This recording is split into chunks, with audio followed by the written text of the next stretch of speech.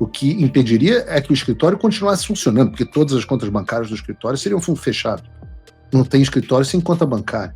Um escritório que se torna absolutamente tóxico. Na prática, o que o Trump faria era quebrar o Alexandre. E eu repito, Paula, eu não acho que essas sanções elas devam parar no ministro e na esposa, porque o contexto é muito maior do que o próprio Brasil. Olá, pessoal, sejam bem-vindos. O meu nome é Bruno. Se você gosta e apoia o nosso conteúdo, então deixa o seu like e inscreva-se no canal.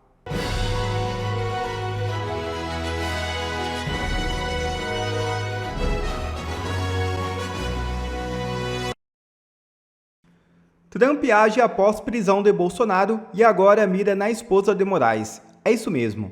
Após a prisão domiciliar decretada contra o ex-presidente Jair Bolsonaro por ordem do ministro Alexandre de Moraes do Supremo Tribunal Federal, o presidente dos Estados Unidos, Donald Trump, começou a considerar medidas de retaliação que incluem sanções à esposa do magistrado, a advogada Viviane Barsi de Moraes. Nesta terça-feira 5, a Casa Branca deu início a discussões internas sobre uma série de ações em resposta à decisão de Moraes. Entre as propostas estão a ampliação de tarifas comerciais impostas ao Brasil, a aplicação da Lei Magnitsky a outros integrantes do STF e a possível suspensão de vistos para juízes auxiliares da Corte, membros da Polícia Federal, procuradores e parlamentares com ligação direta a decisões do Supremo. Entre todas as medidas debatidas, as sanções direcionadas a Viviane Barsi de Moraes aparecem como a mais concreta até o momento. A avaliação nos bastidores de Washington é que penalizar a advogada representaria uma extensão simbólica e prática das punições que já atingem Alexandre de Moraes, agora sob a vigilância da Lei Magnitsky. Caso a medida seja aprovada, o escritório Barsi de Moraes enfrentaria limitações severas, como a proibição de estabelecer contratos com cidadãos norte-americanos ou empresas que mantenham relações comerciais com os Estados Unidos, afetando diretamente sua atuação internacional. Durante a primeira aplicação da Lei Magnitsky contra Moraes, o governo Trump não havia incluído a esposa do ministro entre os alvos das sanções. Que, por exemplo, essa notícia do Paulo Capelli, talvez do Metrópolis, deu uma linha do que Donald Trump quer. Vejam o título. Trump avança para sancionar esposa de Moraes após prisão de Bolsonaro. E o texto diz assim: após o ministro Alexandre de Moraes determinar a prisão de Jair Bolsonaro, o presidente dos Estados Unidos, Donald Trump, avança para aplicar sanções à esposa do magistrado, a advogada Viviane Barsi de Moraes. Nessa terça-feira, a Casa Branca passou a discutir um conjunto de medidas em respostas à prisão do Bolsonaro, entre elas a ampliação do tarifaço ao Brasil, verdade, a aplicação da Lei Magnitsky a mais integrantes do Supremo e a suspensão do visto de juízes auxiliares da Corte, de autoridades da Polícia Federal e da PGR e de políticos com atuação no STF. Até o momento, as restrições a Viviane Barsi de Moraes são as medidas mais concretas em análise. Washington entende que sancionar advogados seria uma extensão das medidas que já afetam Alexandre de Moraes por meio da Lei Magnitsky. Na visão da Casa Branca, a sanção impactará de forma significativa as atividades do escritório Barsi de Moraes, ao impedir que seja contratado por norte-americanos, não só norte-americanos, mas pessoas e empresas que têm um negócio nos Estados Unidos, mas não só isso. O Paulo Capelli aqui não entende. O que impediria é que o escritório continuasse funcionando, porque todas as contas bancárias do escritório seriam fechadas. Não tem escritório sem conta bancária. Um escritório que se torna absolutamente tóxico. Na prática, o que o Trump faria era quebrar o Alexandre. A ampliação do tarifato ao Brasil é outra possibilidade, mas não conta com o apoio do Eduardo Bolsonaro e do jornalista Paulo Figueiredo, que participam das conversas. Não, nem participamos das conversas, as conversas são feitas lá. Nós estamos aqui. A gente só vai a Washington semana que vem, as decisões são decisões deles, a gente opina no que é perguntado. Mas ambos atuam, isso de fato, para que novas tarifas não sejam implementadas, bem como evitar que mais magistrados do STF sejam punidos com a Lei Magnitsky agora, por conta da prisão decretada por Moraes. Na estratégia de Eduardo Bolsonaro e Paulo Figueiredo, a Lei Magnitsky só deve atingir os outros ministros do Supremo caso, ou melhor, quando, Jair Bolsonaro for condenado na ação penal que responde por golpe de Estado. Essa seria uma forma de guardar uma carta na manga para usar em conversas com integrantes da Suprema Corte. Segundo fontes da própria Casa Branca, contudo, Trump pode implementar medidas que não são esperadas. Absolutamente verdadeiro. Trump faz o que Trump quer. E nós estamos aqui em um jogo de estratégias, e coisas até ontem eram impossíveis, hoje já começam a tomar outros contornos. Então tenham fé em Deus e confiança de que Eduardo Bolsonaro e eu estamos lutando até os limites, até o nosso limite das nossas forças para salvar o país. E eu estou vendo que vocês estão fazendo a parte de vocês. Nós vamos continuar fazendo a nossa até o limite das nossas possibilidades e das nossas vidas.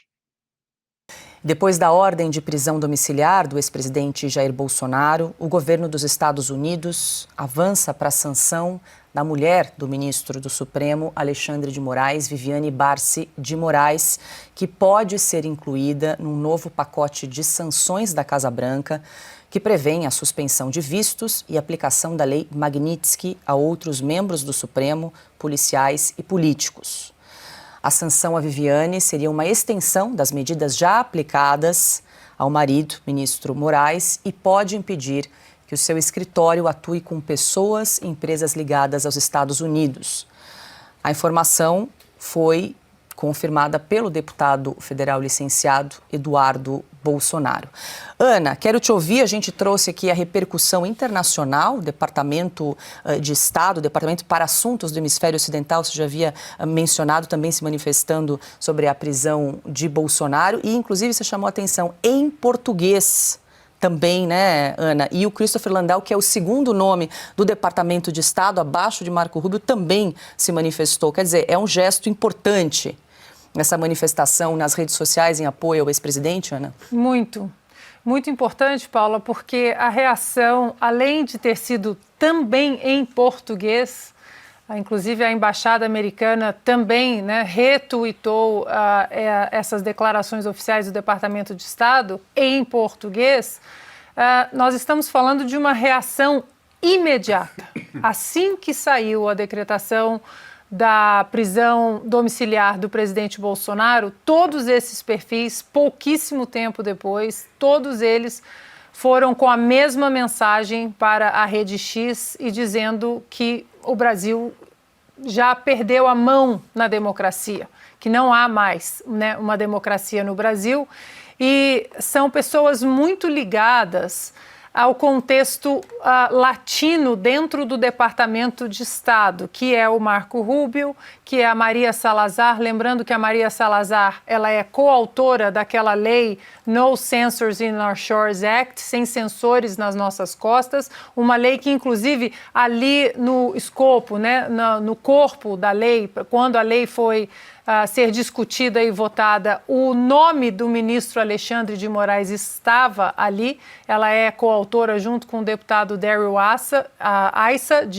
da Califórnia, ali de San Diego, pertinho de mim, e o Christopher Landau. O Christopher Landau é aquele homem que oficialmente abaixo do secretário de Estado Marco Rubio, é aquele que dita praticamente tudo no Departamento de Estado. E é sabido que Marco Rubio também escuta bastante o que Landau diz a respeito do Brasil e da América Latina. Portanto, Paula, não é um cenário bom para o Brasil, porque nós sabemos que nós estamos falando do ministro Alexandre de Moraes. Agora as sanções podem ser estendidas à esposa do ministro, que seria considerado um braço econômico do ministro, mas eles não vão parar por aí. Eles precisam entender que os Estados Unidos agora, sob a administração de Donald Trump, eles voltam para o contexto que o Augusto sempre menciona. É o contexto político e ideológico do cuidado do Ocidente, do cuidado com a expansão do comunismo, do socialismo, das veias dos regimes totalitários. Os Estados Unidos não estão preocupados apenas com as tarifas, a guerra comercial, como o Donald Trump vai trazer um pouco de equilíbrio na guerra comercial, no déficit, no superávit, enfim. Mas o contexto maior no tabuleiro geopolítico. Eles já entenderam que o Brasil de Lula é o Brasil do Hamas, é o Brasil do Irã, da Venezuela, da Nicarágua, de Cuba, dos ditadores africanos. É um Brasil que, se os americanos olharem para as páginas do passado, eles já lutaram contra esse tipo de braço ideológico. E eu repito, Paula, eu não acho que essas sanções elas devam parar no ministro e na esposa, porque o contexto é muito, muito maior do que o próprio Brasil. Piotr, antes de passar para você, deixa eu trazer o que disse, então, Eduardo Bolsonaro sobre essa possibilidade que os Estados Unidos estariam estudando, então, incluir a mulher de Alexandre de Moraes também na lei Magnitsky. Meus amigos, só para deixar claro uma coisa aqui, não existe qualquer tipo de recuo. Estão sendo veiculadas aí matérias dizendo que o Eduardo Bolsonaro recuou e está pedindo para não sancionar os ministros, que eu não estaria disposto a encará-los. Eu abri mão do meu mandato, eu estou aqui nos Estados Unidos única e exclusivamente para essa pauta. Agora, eu quero chegar a uma possibilidade menos traumática. Eu quero isolar o Alexandre de Moraes. O meu desejo aqui é por justiça, não é por vingança. É por isso que a gente está seguindo um passo a passo. Começou com a retirada dos vistos, depois com a sanção ao FEC. Quem sabe amanhã a esposa do Alexandre de Moraes e outras autoridades venham a sofrer as mesmas sanções. É simplesmente isso. Quem está falando em recuo, quem está falando que eu desisti de colocar adiante outras medidas rigorosas como sanções, está mentindo para você.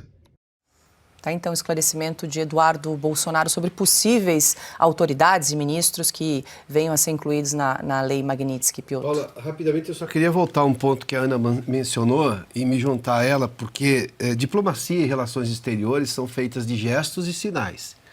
O gesto foi a mensagem que as autoridades americanas publicaram logo depois, ou publicaram ontem, sobre a prisão domiciliar do presidente Bolsonaro. O sinal foi ser muito rápido, ou seja, eles estão acompanhando tudo e não estão abrindo mão de absolutamente nenhum detalhe.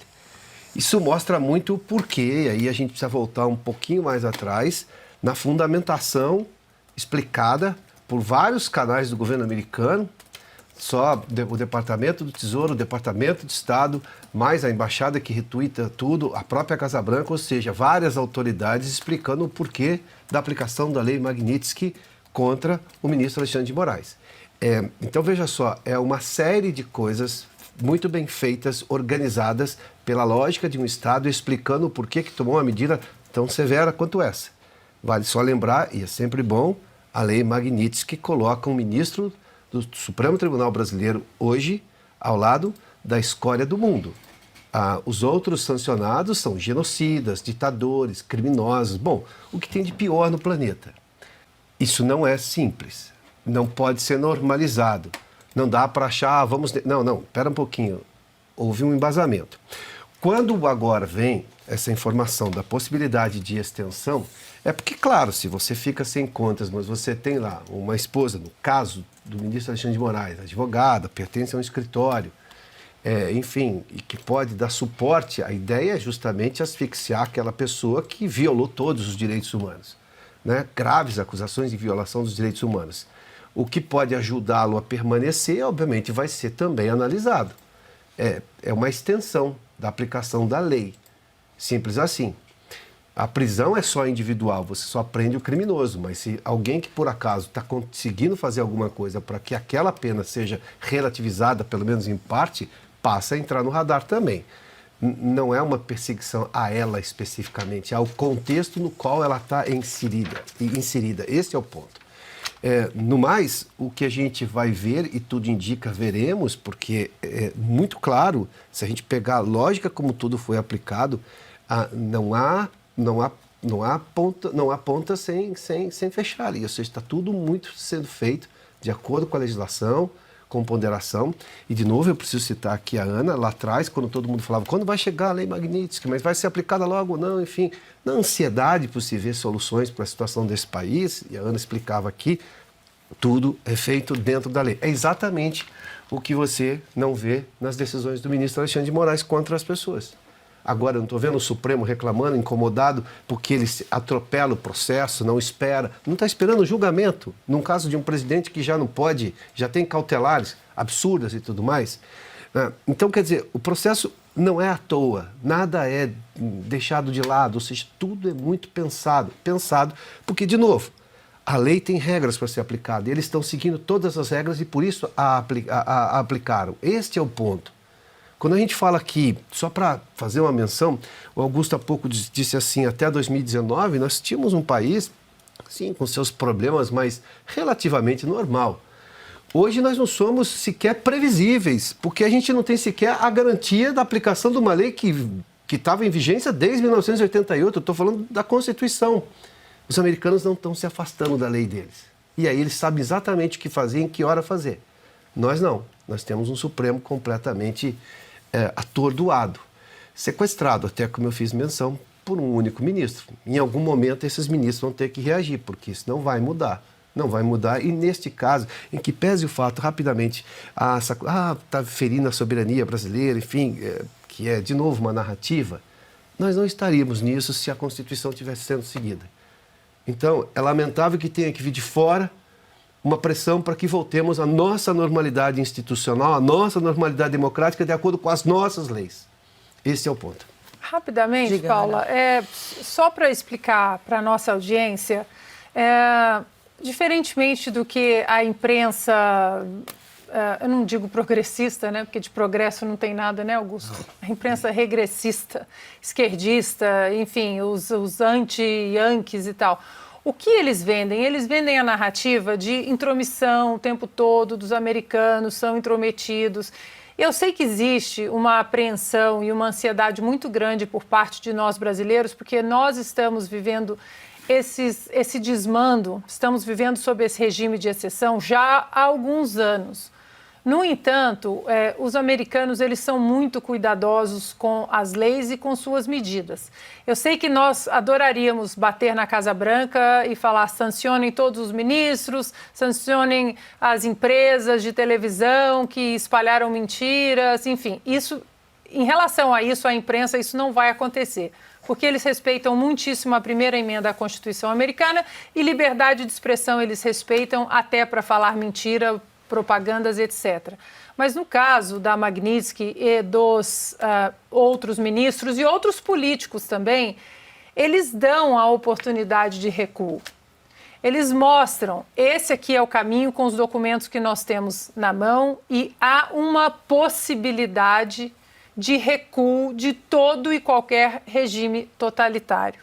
Se isso não acontece, eles seguem com as medidas que agora nós sabemos que são pesadas.